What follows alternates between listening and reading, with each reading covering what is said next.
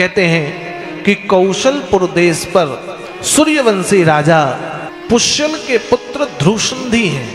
श्री ध्रुवसंधि नाम के राजा परम प्रतापी हैं। महाराज ध्रुवसंधि की 2 पत्नियां हैं। एक पत्नी का नाम मनोरमा है और दूसरी पत्नी का नाम लीलावती है। मनोरमा और लीलावती कहाँ? मनोरमा और लीलावती के नाम से यह 2 पत्नियां। महाराज मनोरमा और लीलावती से महाराज को एक एक पुत्र है। एक पुत्र का नाम सुदर्शन, दूसरे पुत्र का नाम शत्रुजीत, जो शत्रुओं को जीतने वाला है। सुदर्शन और शत्रुजीत नाम के यह 2 राजा के पुत्र हुए। बंधुओं, आमतौर पर होता है जिसके 2 पुत्र हों तो 2 पुत्रों में किसी एक पुत्र को लोग ज्यादा पसंद करते हैं और किसी एक से थोड़ा कम। स्वाभाविक गुण से घर पर यही होता है। देवियों, ध्यान देकर सुनिए, प्रत्येक घर में यही है। यदि 2 बच्चे हैं तो किसी एक से किसी को ज्यादा लगाव है, किसी को कम। एक से लगाव क्यों ज्यादा हो गया तो पता चलता है वो थोड़ा बात ज्यादा मानता होगा, माता पिता की ज्यादा सेवा करता होगा। एक थोड़ा शैतान, तो लोग कम पसंद करते हैं। यही स्थिति हुई। मनोरमा और लीलावती के पुत्र हैं। रानी मनोरमा के पुत्र हैं सुदर्शन, छोटा है, और ध्रुवसंधि बड़ा है। क्षमा करें, सुदर्शन बड़ा है। सुदर्शन छोटा, शत्रुजीत बड़ा है। राजा ध्रुवसंधि की ये 2 पत्नियों से 2 पुत्र है। महाराज ध्रुवसंधि उन दोनों बच्चों का जात कर्म, नामकरण, समस्त संस्कार को करते हैं। लेकिन महाराज भी सर्वगुण संपन्न होते हुए भी महाराज ध्रुवसंधि शत्रुजीत के गुणों के कारण राजा को एक ही पुत्र से प्रेम है। राजा को शत्रुजीत ज्यादा पसंद आता है। राजा को ऐसा लगता है शत्रुजीत बड़ा है, ज्यादा होशियार है, ज्यादा समझदार है, ज्यादा अच्छा है। सुदर्शन छोटा है, सुदर्शन से थोड़ा मन कम लगता है। कारण अनेक हो सकते हैं। जैसे आपने उत्तानपाद की कथा सुनी होगी, उनकी 2 पत्नियां, 2 पत्नियों में एक पत्नी से अधिक प्रेम, एक से कम प्रेम। परिणाम, एक पत्नी बाहर रहती है और दूसरी पत्नी राज में रहती है। उस पत्नी के कारण उत्तम नाम के पुत्र को उत्तानपाद प्रेम करते हैं और ध्रुव से प्रेम नहीं है। लगभग उसी प्रकार की यह कथा। महाराज ध्रुवसंधि को शत्रुजीत का गुण ज्यादा उत्तम लगता है सुदर्शन की अपेक्षा। महाराज को लगता है सुदर्शन योग्य नहीं है, सुदर्शन सही नहीं है। अब चूंकि 2 रानियां हैं, महाराज की यह 2 रानियों में जो मनोरमा है वो थोड़ी सी कम योग्य है, कम सुंदर है। और मनोरमा के अतिरिक्त लीलावती का पुत्र है शत्रुजीत। मनोरमा कम सुंदर, कम तेज, तो उनका पुत्र सुदर्शन कम तेज। और लीलावती तेज है तो लीलावती का पुत्र शत्रुजीत ज्यादा तेज है। आज ये शत्रुजीत कथा कहती है, एक बार की बात है, महाराज इन दोनों पुत्रों का जात कर्म, नामकरण, संस्कार करने के बाद जंगल पर आखेट के लिए चले गए। आखेट मतलब शिकार। देवियों, शिकार के लिए महाराज गए अपनी छोटी सी टुकड़ी सेना लेकर। और टुकड़ी सेना को लेकर आखेट के लिए जब गए सिंह का शिकार करने, सामने सिंह तो दिखा। महाराज ने सिंह को जैसे ही तीर चलाया, घायल सिंह और तेजी से महाराज के ऊपर झपट पड़ा।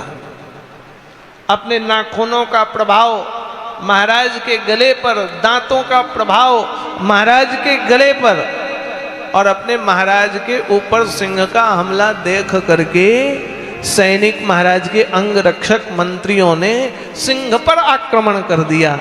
लेकिन जानते हो, शेर यदि किसी का गला पकड़ ले तो छोड़ने वाला नहीं है। परिणाम यह हुआ कि आखेट पर सिंह भी मारा गया और महाराज की भी मृत्यु हो गई। देवियों, दोनों मर गए। दोनों के मरने के परिणाम स्वरूप आज महाराज की अंतिम वो लाश को ला करके अंत्येष्टि क्रिया की गई। बड़ा विचार होने लगा कि किसे राजगद्दी देनी चाहिए, इस राज सिंहासन पर बैठने वाला कौन होगा। महाराज का प्रेम अत्यधिक किससे है। मंत्री गण आदि बैठे, दोनों माताएं बैठ गईं। आज मनोरमा और लीलावती बैठी हुई हैं, मंत्रीगण बैठे हैं और मंत्रीगणों ने परामर्श करके कहा कि देखो महाराज सुदर्शन को कम पसंद करते थे,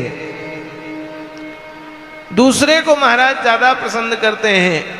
इधर लीलावती के पिताजी यानी शत्रुजीत के नाना को पता चला कि हमारे दामाद जी खत्म हो गए, तो लीलावती के पिताजी थोड़ी सी सेना लेकर के वहां पहुंच गए।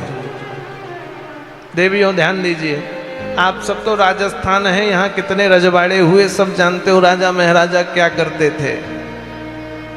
आज नाना आ गए इनकी सेना लेकर के, और ये नाना युद्धजीत लीलावती के पिता, युद्धजीत नाम है, शत्रुजीत के नाना युद्धजीत एक सेना लेकर के पहुंच गए।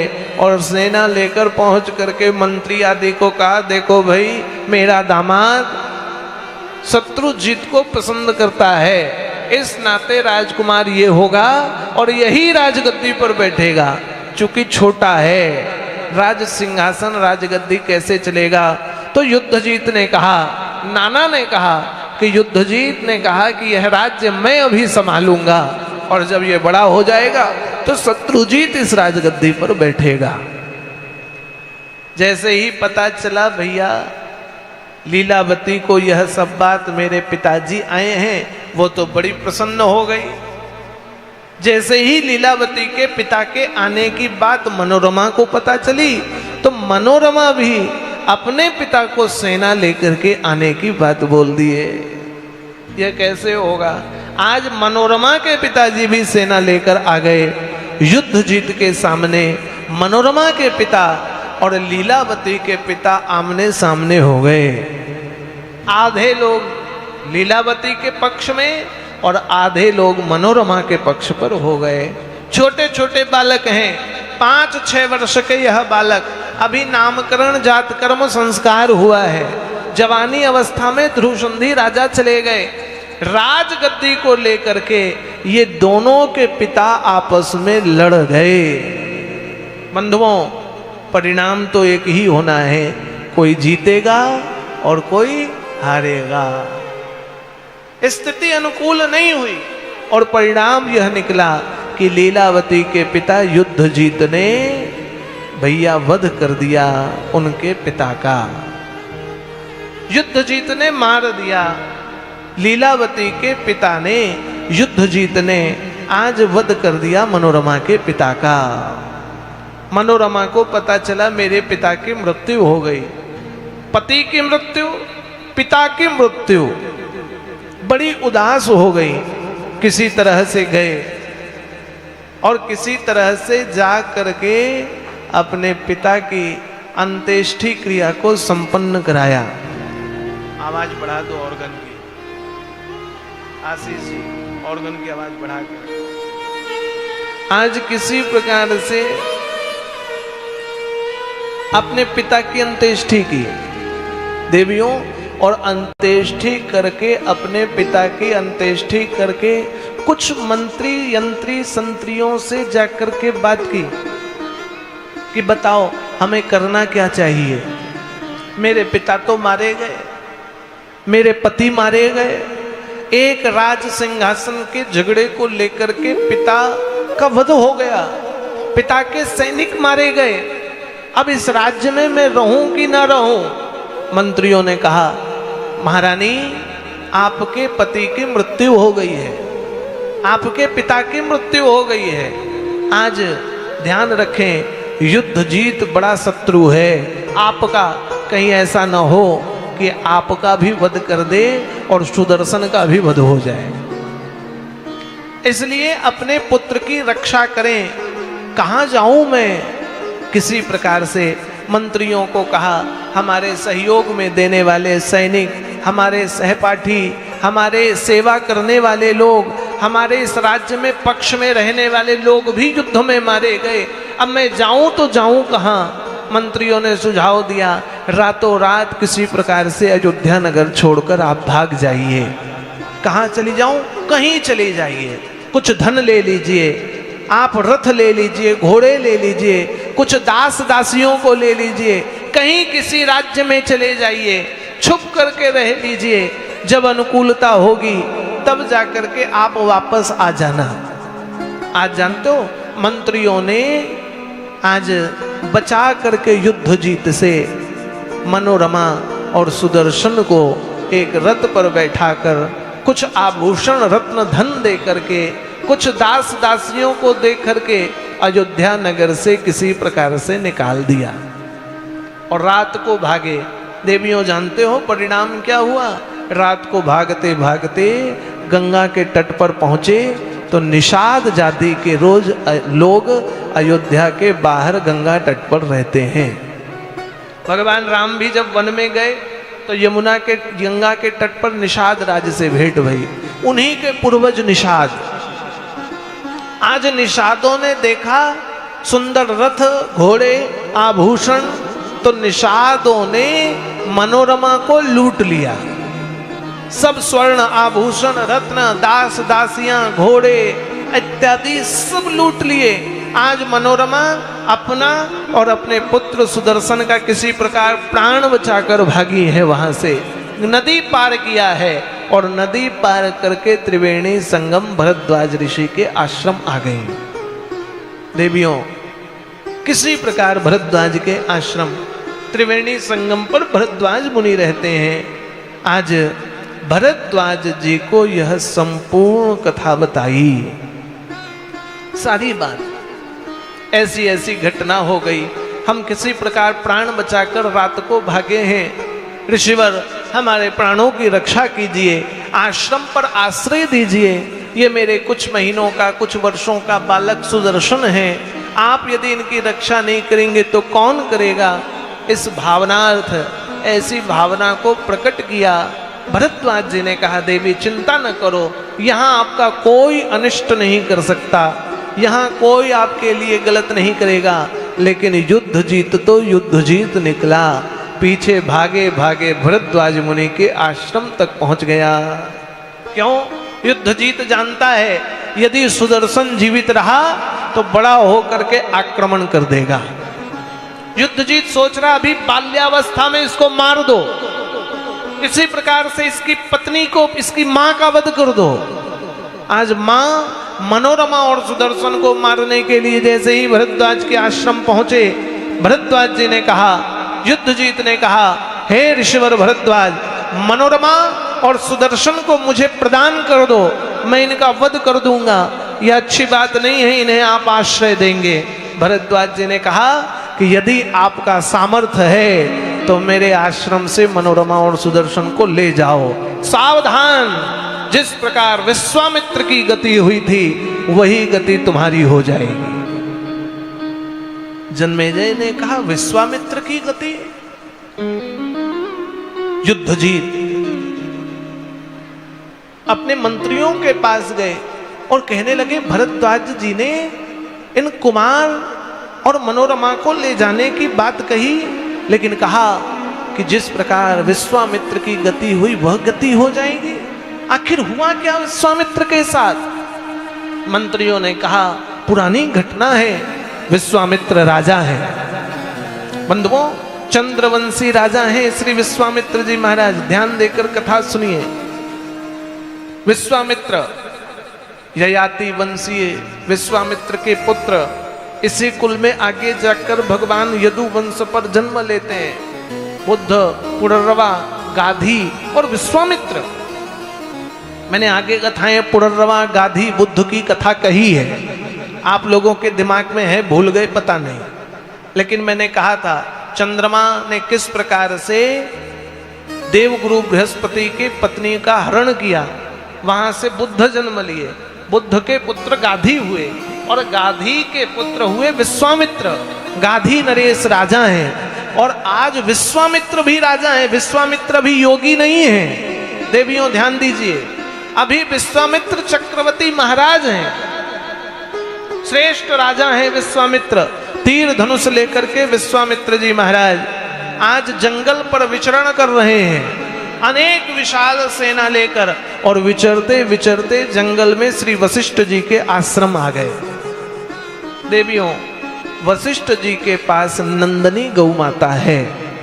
कल मैंने कथा कही थी, नंदनी गौ माता को अष्ट वसुओं ने चुराया तो श्राप लगा, 7 पुत्र गंगा ने डुबाकर मारा और एक पितामह बने। आज विश्वामित्र ने कहा वशिष्ठ को, हम चक्रवर्ती महाराज विश्वामित्र हैं, ये हमारी विशाल सेना है, सब भूख से लिप्त हैं, इस निर्जन वन में न जल न पान न भोजन न प्रसाद, इसलिए हम आपसे निवेदन करते हैं हमारे लिए भोजन प्रसाद की व्यवस्था कीजिए। वशिष्ठ जी ने नंदनी गौ माता से निवेदन किया। सर्व कामना को सिद्ध करने वाली गौ माता नंदनी ने सब कुछ प्रदान कर दिया। नंदनी गौ माता सब कुछ देती है। और बंधुओं देवियों, एक बात कहूं, नंदनी नहीं, गौ माता ही सब कुछ देने का सामर्थ्य रखती है। गाय सब कुछ दे सकती है। भगवान ने गीता के महात्मा में कहा है 4 या 5वें श्लोक पर, गावो ममाग्रतः सन्तु गावो में सन्तु पृष्ठतः गावो में सर्वतः सन्तु गवा मध्ये वसाम्यहम्। मैं गाय के मध्य में हूं, गाय मेरे आगे, गाय मेरे पीछे, गाय मेरे चारों ओर है। मुझे बड़ा आश्चर्य होता है, गाय की रक्षा करने वाले भगवान जिस धरती पर जन्म लेते हैं उसी धरती पर गौ हत्या होती है। जिस धरती पर गाय की रक्षा के लिए भगवान आते हैं उसी धरती पर गाय को लोग बोझ समझने लग गए हैं। जिस धरती पर गाय को भगवान चराने जाते थे उस गौ माता को आज प्लास्टिक पन्नी और कचड़ा खाना पड़ रहा है। जिस गौ माता का दूध हम पीते हैं, जिस गौ माता के दूध का दही हम खाते हैं, जिस गौ माता के दूध का घी हम पान कर रहे हैं, जिस गौ माता के दूध से बने पकवान व्यंजन और मिठाई हम खा रहे हैं, उस गौ माता के लिए हमारे पास 2 रुपए की व्यवस्था नहीं है। ये दुर्भाग्य है, कलंक है। बंधुओं स्मरण रखें, गाय भगवती हैं, गाय ही जननी, गाय ही माता है। आगे आएगी कथा, ध्यान दीजिए। नंदनी के कारण विश्वामित्र को श्राप लगा, नंदनी के कारण विश्वामित्र दुखी हुए, इसलिए गाय की सेवा कीजिए, गाय में रुचि रखिए। मुझे विश्वास है ये राजस्थान है, यहाँ प्रत्येक घर की रोटी गौ माता के लिए निकलती होगी। निकालते हो माई? ईमानदारी से सबके घर से निकलता है, सिर तो हिला दो। कुछ ने नहीं हिलाया, जो नहीं हिला रहे हमको संशय हो रहा है। और यदि न निकालते होंगे तो देवियों इस देवी भागवत से निकालना शुरू करो। प्रथम रोटी का अधिकार गौ माता का है, और याद रखें जो गाय के अधिकार को खाता है वो घोर नरक में जाता है। आप जानते हो, एक कथा कहकर मैं कथा आगे बढ़ाता हूं। गौ माता श्रेष्ठ है। एक बार श्री जनक जी महाराज, सुनो श्रेष्ठ कथा आपको बता रहा हूं। एक बार श्री जनक जी महाराज यात्रा पर निकले, शाम का समय, गौ माता चर करके जा रही थी, और गौ माता चर करके जा रही थी। जैसे ही जनक जी का रथ देखा तो सैनिकों ने, गाय जो मार्ग से मार्ग पार कर रही थी, तो सैनिकों ने जनक जी के रथ के कारण गौ माताओं को रोक दिया डंडा लाठी भाला से। क्यों? जनक जी का रथ निकल जाए। श्री जनक जी का रथ निकल गया। विदेह राज जनक वो इस घटना को समझ नहीं पाए। देवियों सुनो, कोई पाप नहीं हुआ, केवल गौ माता को रोक दिया। परिणाम जानते हो क्या हुआ? जब जनक जी महाराज सदेह भगवान के पास जा रहे थे ना, तो जनक जी का मार्ग स्वर्ग लोक से न होकर नरक लोक से हुआ। जब जनक जी विमान पर बैठकर जा रहे थे तो विमान नरक के दरवाजे से जाने लगा। जनक जी ने कहा ये कौन सा स्थान है? तो जनक जी को ले जाने वाले भगवान के गणों ने कहा ये नरक द्वार है। जनक जी ने कहा मुझे इस मार्ग से क्यों ले जा रहे हो? ये नरक द्वार का दर्शन मुझे क्यों हो रहा है? तो भगवान के गणों ने कहा आप एक बार यात्रा कर रहे थे और चलती हुई गायों को आपकी यात्रा पर रोक दिया गया था। उस पाप के कारण आपको नरक के द्वार का दर्शन करना पड़ रहा है। केवल गाय को चरने जाने से रोकने मात्र से, जो गाय चरने के लिए जा रही थी, जो गाय अपने घर के आश्रय पर जा रही थी, कुछ पल के लिए जनक जी के लोगों ने रोका कि महाराज पार हो जाएं। जनक जी के आदेश से नहीं, उनके सेवकों ने रोक दिया और परिणाम जनक जी को नरक देखना पड़ा। देवियों, आप तो पहली रोटी यदि घर में गौ माता के न निकाल कर खुद खा लोगे तो नरक के दरवाजे नहीं, कई जन्मों तक नरक से मुक्ति नहीं होने वाली है। इसलिए गाय सर्व वंद्या है, गाय सर्व पूज्या है। गाय पूंछ पकड़ने से बैतरनी पार कराती है। गौदान का नियम है हमारे यहाँ, कन्यादान, गौदान, भूदान, इनके बड़े महत्व का वर्णन है। देवी भागवत में गौदान, कन्यादान का नियम बताया है, विस्तार किया है। इसलिए गाय पूज्या है, गाय वंद्या है। लोग कहते हैं गाय पर हाथ फेरने से ब्लड प्रेशर ठीक होता है। मुझे नहीं पता इसकी कितनी प्रामाणिकता है, लेकिन एक बात मैं जानता हूं, एकमात्र गौ माता ऐसी जीव है जो ऑक्सीजन लेती, ऑक्सीजन छोड़ती है। गाय के घी में इतना सामर्थ्य है कि गाय के घी का दीपक जलाओ तो उससे कार्बन डाइऑक्साइड नहीं, ऑक्सीजन बनता है। और थोड़ी सी आप आज ही प्रयत्न कर लेना, कथा के बाद ही ट्राई कर लेना, थोड़ा सा 4 कदम यहाँ दरवाजे घूमना और 4 कदम पीछे बनी गौशाला पर घूमना, देखना दोनों की पॉजिटिविटी कितनी अलग, कितना कितना अंतर है। आपको वहां जाकर के आपके फेफड़े स्वस्थ लगेंगे और यहाँ आपको लगेगा फेफड़े स्वस्थ नहीं है। गौशाला में 4 परिक्रमा लगाओ, गाय जहां है वहां थोड़ा घूम कर आओ, आपके शरीर का रोग स्वतः ठीक हो जाएगा। केवल गाय के गोबर के सुगंध से, केवल गाय के दर्शन से, केवल गाय के स्थान पर जाने मात्र से। जानते हो, गौ माता को घर के दरवाजे रखा जाता था। गौशाला घर के अग्र होती थी, गौ माता घर के आगे बैठती थी। देवियों ध्यान रखो, आप किसी यात्रा पर निकल रहे हो और निकलते ही दरवाजे से गौ माता ने माँ बोलकर रंभा दिया तो समझो भगवान का आशीर्वाद मिल गया, वो कार्य पूरा होगा, कोई रोक नहीं सकता है। गाय का दर्शन करके निकलने से कार्य सिद्ध होता है। लेकिन धीरे धीरे हम गाय को आगे की बजाय पीछे और पीछे की बजाय घर से बाहर, गाय नहीं है। पहले लोगों के गाय दरवाजे बंधती थी और बांधी भी नहीं जाती थी, गाय तो खुली होती थी। हमने गाय से मुंह मोड़ लिया है, गाय को साधें। देवियों, घर पर जगह नहीं है तो कम से कम जो गौशालाएं गाय की रक्षा कर रही, सेवा कर रही, वहां एक एक गाय को गोद लीजिए, उनकी सेवा कीजिए।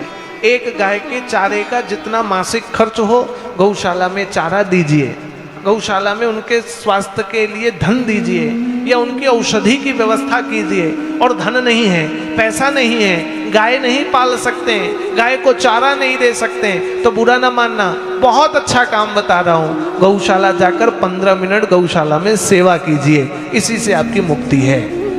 केवल सेवा कीजिए, गाय के गोबर को उठा लीजिए, गाय के नाद को साफ कर लीजिए, गाय को चारा कट रहा है तो भूसा डाल दीजिए, गाय को हरा घास दे दीजिए। और ये सब नहीं दे सकते तो बीमार गाय को हाथ को उसके ऊपर हाथ फेर दीजिए, उसके कष्ट और पीड़ा को कम कीजिए।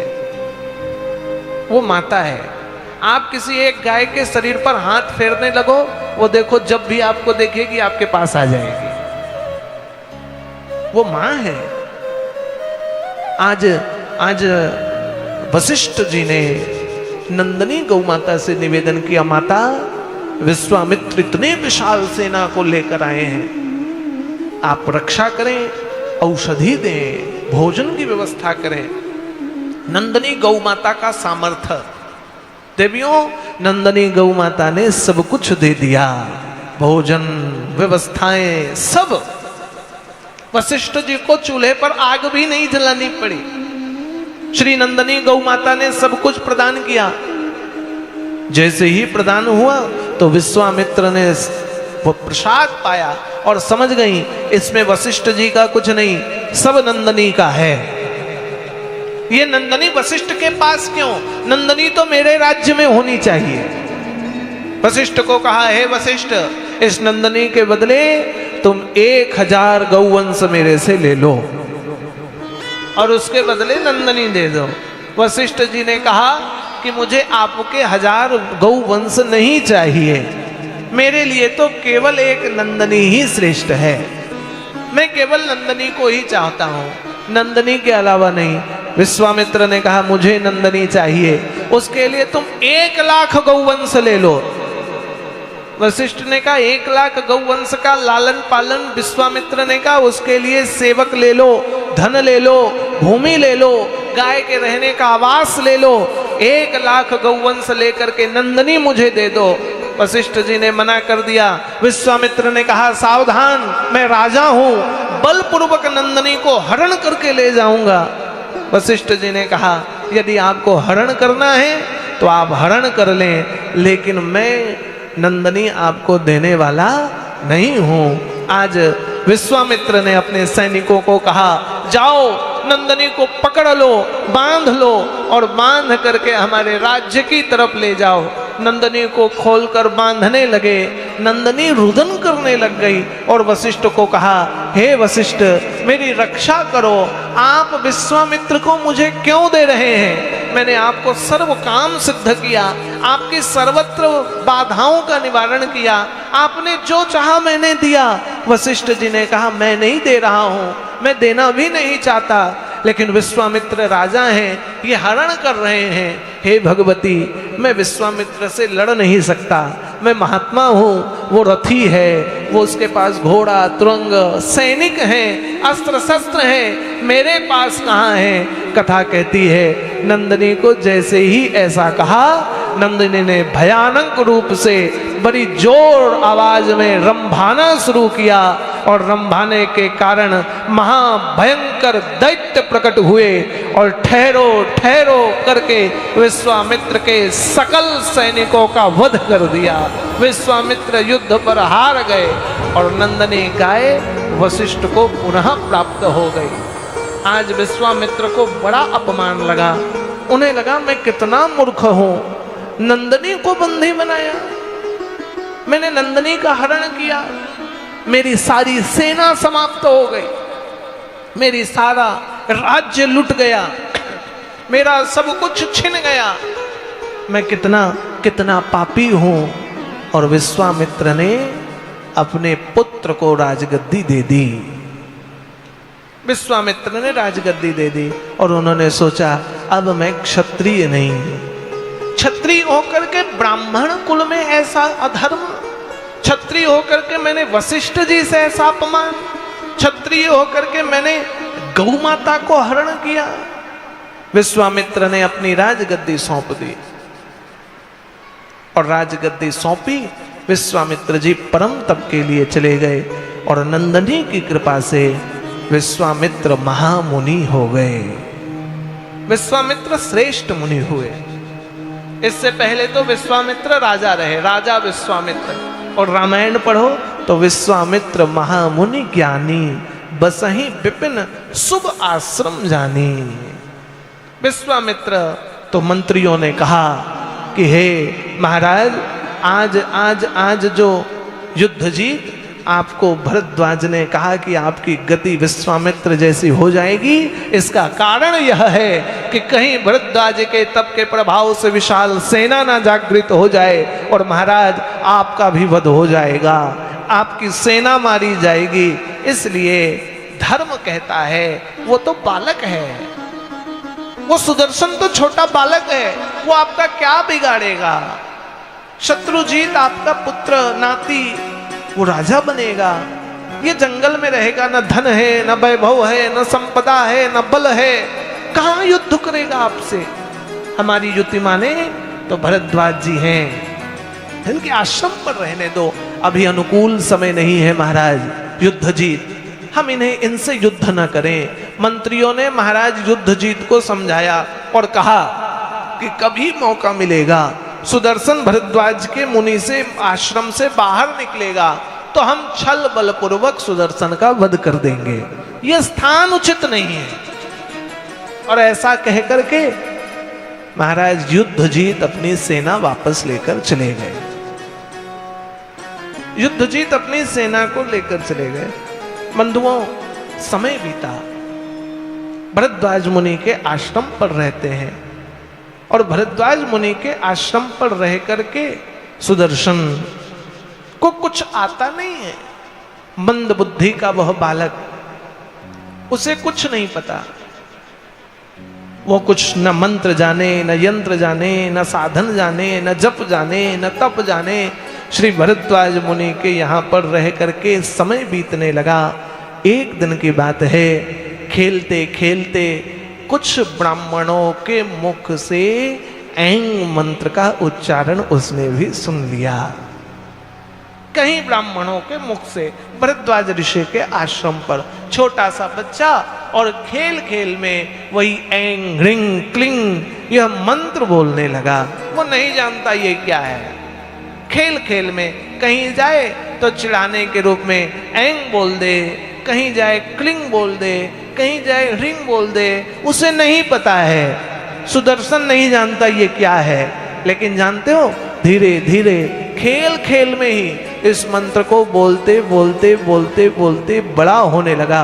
और एक दिन स्वप्न में मां भगवती सुदर्शन को दर्शन देने के लिए आ गई। भगवती ने दर्शन दिया सुदर्शन को और कहा, सुदर्शन तो परम शक्तिशाली होगा, चिंता मत कर, मैं तुझे धनुर्विद्या का ज्ञाता बना दूंगी। भगवती ने धनुर्विद्या का ज्ञाता बनाने के लिए कह दिया। मंत्र उच्चारण के कारण सुदर्शन के चेहरे पर सूर्य समान तेज आ गया। आज शुद्ध मंत्र का उच्चारण करने लगा। मां भगवती ने सुदर्शन को स्वयं धनुर्विद्या का ज्ञान सिखा दिया। वन में रहने वाला सुंदर वस्त्र आभूषण नहीं है सुदर्शन के पास, क्योंकि मां आश्रम में रहती भरद्वाज जी की, लेकिन भगवती की कृपा से सुदर्शन का अपार बल है। सुदर्शन के सामने कोई टिकता नहीं। युद्ध करने के विचार से आने वाला व्यक्ति, सुदर्शन से लड़ने के विचार से आने वाला व्यक्ति सुदर्शन के रूप को देखकर भयभीत हो जाता, मानो सुदर्शन के पीछे मां भगवती का सिंह गर्जन करता हो। सिंह मानो उसके पीछे रक्षा करता है। क्यों? क्योंकि भगवती के उस बीज मंत्र का जाप करने लगा सुदर्शन। मंत्र जाप से शक्ति, धन नहीं है, वैभव नहीं है, संपदा नहीं है, मान सम्मान नहीं है, लेकिन केवल मंत्र से सब कुछ है। बड़े बड़े लोग नहीं आते। आज निषाद, जिस निषाद के कुल के लोगों ने रथ लूटा था, मनोरमा और सुदर्शन का धन लूटा था, वो आज निषाद भी भयभीत हो करके सुदर्शन को वह रथ वापस कर गया। भगवती की कृपा से वह रथ मिल गया, घोड़े मिल गए। निषाद के लोग कुछ सुदर्शन के साथ घूमने लगे। अगल बगल चारों तरफ सुदर्शन की ग्रामीण क्षेत्रों पर ख्याति हो गई। सब लोगों को पता हो गया कि ये निषाद आदि ये सुदर्शन परम बलशाली है, इसके पास सब कुछ है, बल अपार सामर्थ्यशाली है। और भगवती तो मानो सुदर्शन के ऊपर अपना आशीष प्रदान किए हुए हैं। भगवती सुदर्शन को सब कुछ सर्व प्रकार का आशीष देती हैं। बंधुओं, कथा कहती है एक समय सुदर्शन धीरे धीरे बड़ा हो रहा था। ये घटना युद्धजीत को पता नहीं है। युद्धजीत इन घटनाओं से भली भांति अपरिचित है। लेकिन उसी समय काशी नरेश हुए, काशी के राजा, उनकी एक सुंदर सी पुत्री है राजकुमारी। उस राजकुमारी को एक दिन स्वप्न में भगवती ने सुदर्शन का दर्शन करा दिया और भगवती ने स्वप्न में कहा कि तेरा विवाह इसके साथ होगा, यह सुदर्शन है। राजकुमारी ने भगवती के उस स्वप्न का दर्शन करके मन ही मन विचार हो गया कि मैं इस सुदर्शन से विवाह करूंगी। लेकिन राजकुमारी सुदर्शन कौन है यह जानती नहीं है। कौन है सुदर्शन, कहां मिलेगा सुदर्शन, न अपने सखियों को बताया, न अपनी मां को स्वप्न के विषय में बताया, न अपने पिता को स्वप्न के विषय में बताया। बस भगवती के वह शब्द उस राजकुमारी के मस्तक पर, मन पर, और वह प्रतिबिंब, वह चेहरा उसके मन मस्तिष्क पर घूमता। और एक दिन अपनी सखियों के साथ विचरण करते हुए किसी प्रकार वो भरद्वाज के शिष्यों से भेंट हो गई। भगवती ने मिला दिया। आज भरद्वाज के शिष्यों से भेंट हुई। जैसे ही भेंट हुई तो चर्चा परिचर्चा में उन्होंने सुदर्शन की ख्याति के विषय में बताया। कौन सुदर्शन, तो पता चला जिसे भगवती ने मुझे प्रेरित किया ये तो भरद्वाज के आश्रम पर रहता है। सारी कथा पता चल गई, किस प्रकार से उसके पिता की मृत्यु हुई, किस प्रकार से भागा। और यह सब जानने के बावजूद भी भैया काशी के नरेश की बेटी के मन में सुदर्शन के प्रति श्रद्धा खत्म नहीं हुई। मन में अभिलाषा जागृत है। अपने सखियों को कहा क्या कि मुझे भगवती ने स्वप्न में कहा है मेरा विवाह इन्हीं के साथ होगा। लेकिन होगा कैसे, मेरे पिता स्वयंवर नहीं रचा रहे हैं, मेरे पिता उसे कन्यादान नहीं करेंगे। किसी प्रकार मेरे पिता स्वयंवर की रचना करें, स्वयंवर में मैं उसे सुदर्शन को भी बुलाऊं और मैं सुदर्शन का वरण कर लूं, कैसे होगा। उदास रहती है आजकल वह देवी। आजकल काशी नरेश की बेटी शशिकला उदास है। क्या करें, आज जैसे ही पता चला शशिकला के पिता को, तो शशिकला के पिता ने देखा बेटी उदास है, कारण अब इसके मन में विवाह की कल्पनाएं हैं, स्वयंवर रचना चाहिए। स्वयंवर रचने के लिए काशी नरेश ने बनारस पर विशाल स्वयंवर का आयोजन कर दिया। दूर दूर से सबको बुलाया, युद्धजीत को भी निमंत्रण चला गया। आज क्या पता काशी नरेश को कि इसकी बेटी का मन सुदर्शन के प्रति है, नहीं, ये अभी पता नहीं चला था। स्वयंवर की जैसे ही रचना हुई तो आज शशिकला ने ब्राह्मणों को भेजा भरद्वाज मुनि के आश्रम, सुदर्शन को जाकर प्रस्ताव दे।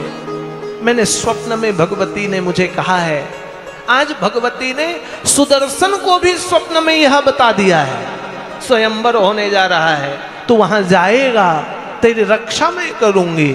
और जैसे ही ब्राह्मण आए तो ब्राह्मणों ने सुदर्शन को जब बात कही तो सुदर्शन समझ गए माता भगवती ने विवाह का यह रिश्ता जोड़ा है, मैं जाऊंगा। और जैसे ही निकलने के लिए तैयार होने लगी तो सुदर्शन की माता ने कहा, न बेटा, तू भरद्वाज मुनि के आश्रम को जैसे ही छोड़ेगा युद्धजीत तुझे मार देगा। वो तो इंतजार पर बैठा है, मैं इतने वर्षों तक तुझे भरद्वाज मुनि के आश्रम पर लेकर क्यों छुपी बैठी हूं, उसकी विशाल सेना तुझे मारने के लिए खोज रही है। तू जैसे ही काशी नरेश जाएगा, काशी के यहाँ जाएगा, आज तेरा वध हो जाएगा। मैं नहीं चाहती, मैंने अपने पिता को खोया, अपने पति को खोया, तू एकमात्र मेरा बेटा है, इसलिए मेरी आज्ञा को मान, तुझे स्वयंवर में नहीं जाना है। सुदर्शन ने कहा, मां तू भयभीत किस बात से है, विधि के विधान ने जो लिखा होगा वो होगा। यदि मेरा वध शत्रुजीत के हाथे होना है, मेरा वध यदि होना है तो हो जाएगा। यहां छुपे रहो, वहां छुपे रहो, इससे क्या होना है। मुझे विश्वास है भगवती ने मेरी रक्षा का वचन दिया है। मुझे स्वप्न में आकर कह गई है, इसलिए मेरा वध कभी नहीं हो सकता है। माता तो दुखी ना हो, तो चिंतित ना हो, तुझे किस बात का भय है? मां भगवती का आशीष मेरे साथ है।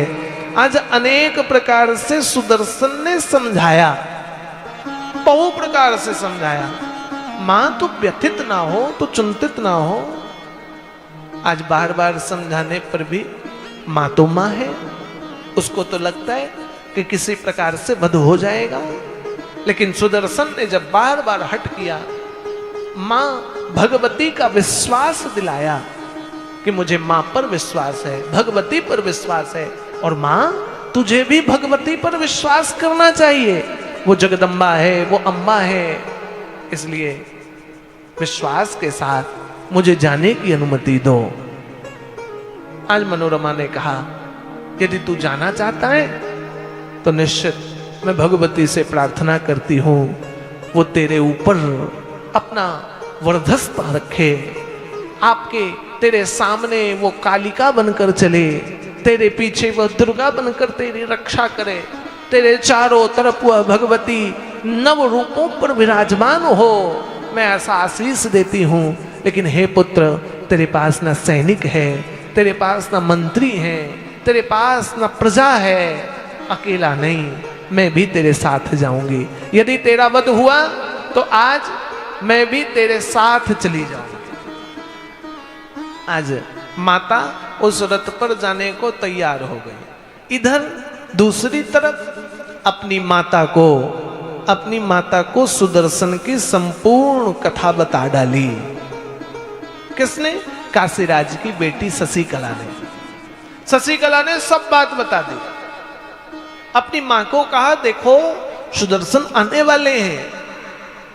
मां ने कहा, सुदर्शन जिसका राज्य नहीं, जिसकी सैनिक नहीं, जो राजा नहीं, तो उससे स्वयंवर में अपना पति बनाएगी? यह संभव नहीं है। शशिकला ने कहा, मां मैं विवाह उन्हीं से करूंगी, आप जाकर पिता को समझाएं। और आज शशिकला की मां अपने पति काशी नरेश को जाकर समझाती है कि आपकी बेटी ने सुदर्शन का वर्ण कर लिया है, इसलिए सुदर्शन आ रहा है, उसका यथोचित आदर कीजिए, हो ना हो कुमार तो वह भी है। आज काशी नरेश कहते हैं युद्ध जीत इस पर आ रहा है। दूर दराज से आए राजा महाराजा इतनी विशाल सेना लेकर आ रहे हैं। स्वयंवर पर शशिकला को विजयी बनाना चाहते हैं, और कहीं ऐसा ना हो सुदर्शन आए और युद्ध जीत उसका वध कर दे। सुदर्शन के पास सैनिक नहीं है, सुदर्शन के पास लोग नहीं है, अकेला चल पड़ा है। बड़ा मुश्किल है, मेरी बेटी को समझाओ, ये स्वयंवर नहीं हो सकता, वह सुदर्शन से विवाह नहीं रचा सकती, चूंकि युद्ध जीत करने नहीं देगा। दूर दराज से आए राजा महाराजा इतनी विशाल सेना लेकर आए हैं, यदि मैंने अपनी बेटी के मन रख करके सुदर्शन से विवाह भी किया तो युद्ध हो जाएगा। आज किसी प्रकार सुदर्शन को अतिथि गृह प्रदान हुआ, कक्ष मिल गया। सुदर्शन की माता को भोजन की व्यवस्था मिल गई। स्वयंवर में आए हैं तो राजा महाराजाओं जैसे ठाट शाही के साथ उनकी सेवा चल रही है। और दूसरी तरफ काशी नरेश की पत्नी शशिकला की मां शशिकला को समझा रही, तेरे पिता राजी नहीं है, संभव नहीं है, तेरे पिता नहीं चाहते कि सुदर्शन से तू विवाह कर। लेकिन शशिकला ने हट ठान लिया है। शशिकला कहती, मेरा विवाह होगा तो सुदर्शन से होगा, मैं विवाह करूंगी तो सुदर्शन से, उसके अतिरिक्त मेरा विवाह किन्हीं से नहीं हो सकता है। किसी प्रकार से यह बात हुई और लोगों को, राजाओं को पता चल गया। दूर दराज से आए, कोई कर्णक के राजा आए, कोई कहीं के राजा आए, कोई कहीं के राजा आए, और राजा महाराजा आपस में बात करने लगे। यह बात पता चल गई राजा महाराजाओं को कि शशिकला सुदर्शन से प्रेम करती है। राजा महाराजाओं ने यह बात युद्धजीत से कही, हे युद्धजीत, फिर मुझे हम लोगों को काशी नरेश ने बुलाया क्यों है? अपमान के लिए? हम इतनी विशाल सेना लेकर आए हैं, यदि शशिकला स्वयंवर में हमारे साथ पाणी ग्रहण नहीं किया, वरमाला हम में नहीं डाला, सुदर्शन से विवाह किया, तो यह हमारा घोर अपमान होगा। इस अपमान को हम सहन नहीं कर पाएंगे। हम आए किस लिए हैं? स्वयंवर के लिए। और स्वयंवर में पूर्व तय हो, स्त्री ने पूर्व तय कर रखा है किनसे विवाह करना है। युद्धजीत कहता भयभीत नहीं हो, यदि सुदर्शन ने ऐसा किया, शशिकला ने सुदर्शन से विवाह रचाया, तो हम सुदर्शन का वध कर देंगे। इतनी विशाल सेना लेकर क्यों आए हैं? ये तो मुझे मौका मिल गया है वध का, युद्ध का। सारे राजा महाराजाओं को समझाया और काशी नरेश चिंतित हैं कल होने वाले स्वयंवर को लेकर। बेटी मान नहीं रही है और काशी नरेश सोच रहे हैं कि जिनसे विवाह कर दूंगा तो आज युद्ध जीत सुदर्शन का वध कर देगा। ये दूर दराज से आए राजा मार देंगे मेरी बेटी को, मेरे दामाद को।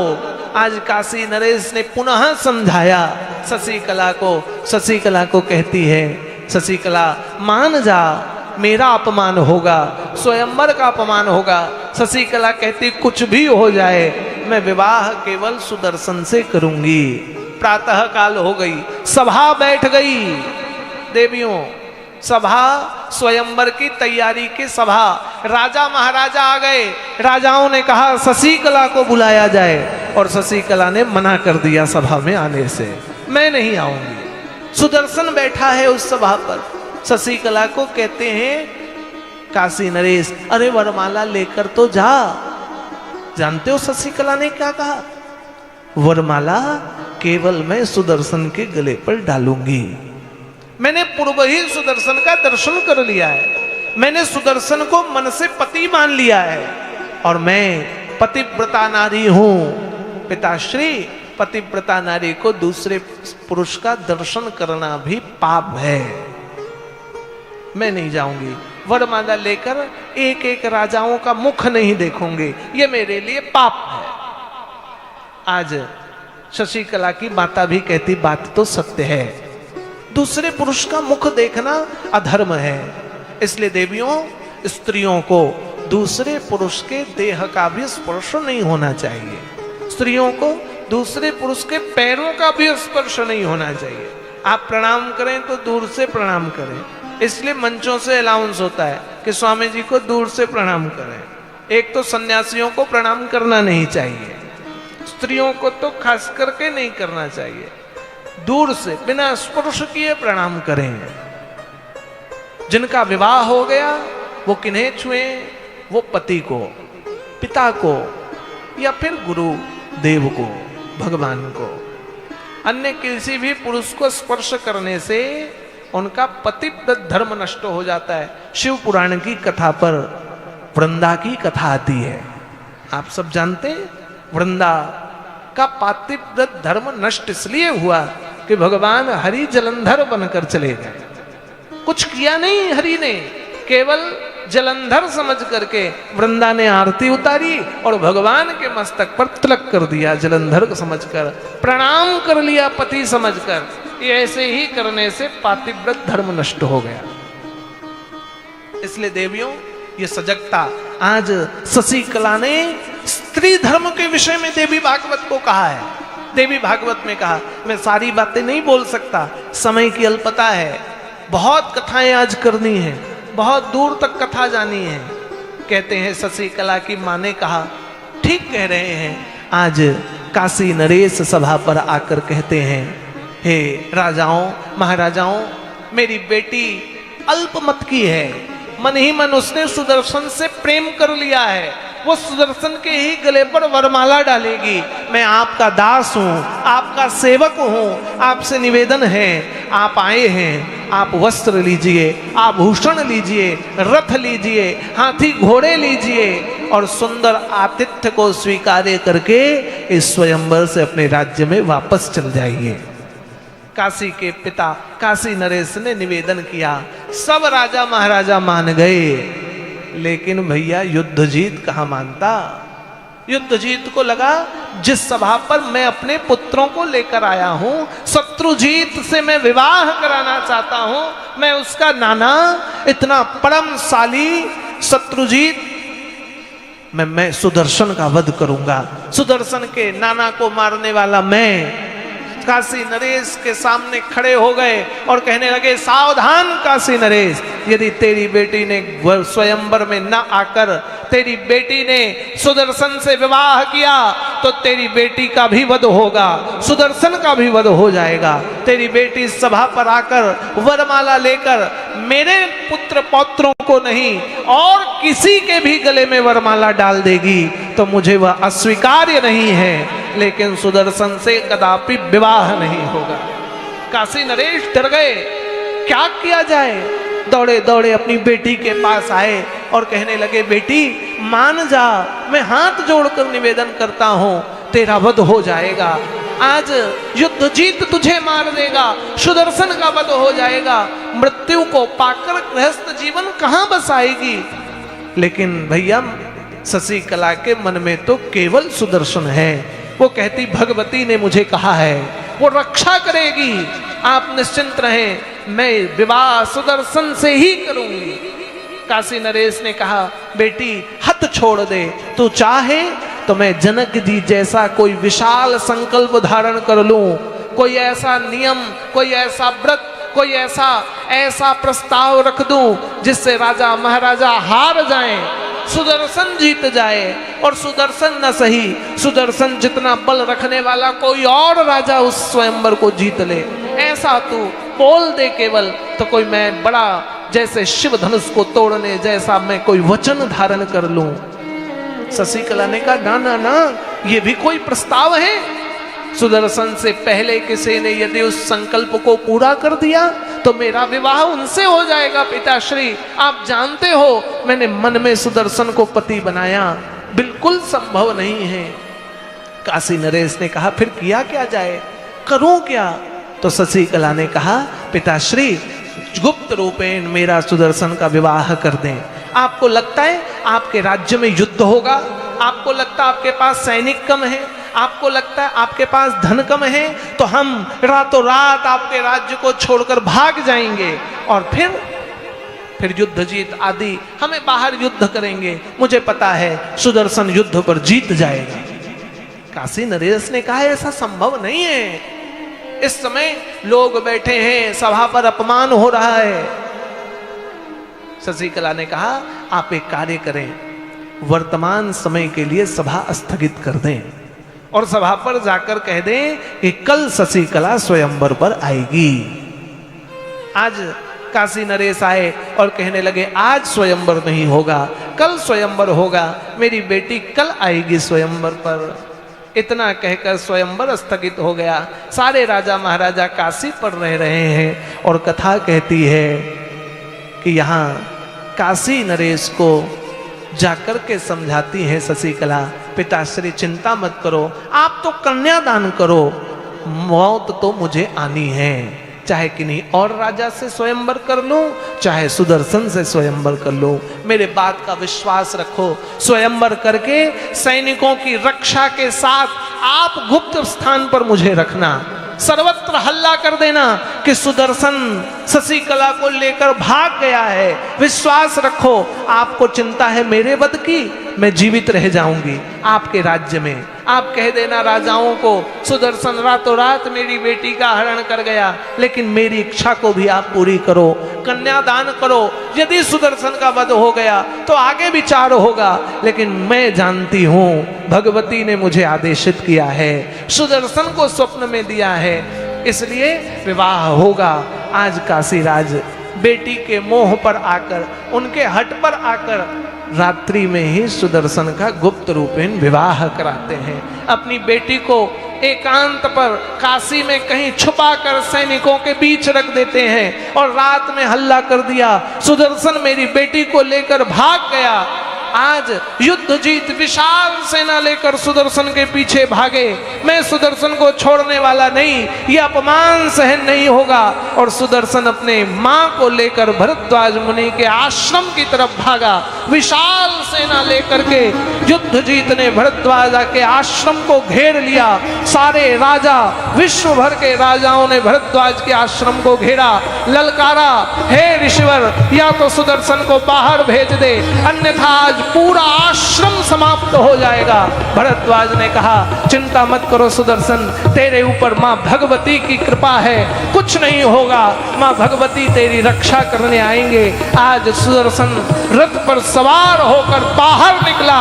सारे सैनिक, राजा, महाराजा सुदर्शन को चारों तरफ से घेर कर जैसे ही अस्त्र शस्त्र ताने, मां भगवती सिंह पर सवार होकर प्रकट हो गई और भद्रकाली बनकर सभी राजाओं का वध कर दिया और सुदर्शन को जीवन दान दे दिया। काशी के राजा दौड़े दौड़े आए, मां भगवती की स्तुति का गान किया। काशी नरेश ने मां भगवती से निवेदन किया, आपने मेरी बेटी के सुहाग की रक्षा की, आपने सुदर्शन को जीवन दान दिया। हे भगवती, मैं निवेदन करता हूँ, आप मेरे काशी चलें, मेरे काशी पर विराजमान हो। माँ, आप सदा सर्वदा सर्वत्र पूजित होंगी, सदा सर्वदा काशी पर आपकी वंदना होगी। काशी नरेश ने माँ दुर्गा के दिव्य मंदिर का निर्माण किया और काशी नरेश ने ही नाम रखा दुर्गा। तब से माँ भवानी का नाम दुर्गा पड़ गया, तब से भगवती का नाम दुर्गा। काशी पर विराजमान हो गई दुर्गा, काशी पर विराजमान हो गई। आज अयोध्या के राजा बने सुदर्शन, अयोध्या के राजगद्दी पर सुदर्शन सवार हुए। सुदर्शन को मां भगवती की कृपा से, किस कृपा से? केवल मंत्र शक्ति से। देवियों, केवल मंत्र क्या है? कुछ नहीं, बीज मंत्र। किसने सुनाया? संतों के मुख से जिस मंत्र को सुना, उस मंत्र को सुनकर के सुदर्शन ने विश्वास जगाया। केवल भगवती स्वप्न में आई, प्रत्यक्ष दर्शन भी नहीं दिया था सुदर्शन को, लेकिन स्वप्न पर ही भगवती के विश्वास को अटल किया शशिकला ने, सुदर्शन ने। और विचार करो, विश्वास की दृढ़ता थे, विश्वास की दृढ़ता से भगवती ने कृपा की। आज शशिकला, सुदर्शन, काशीराज सब भगवती का गुणगान गाते हैं।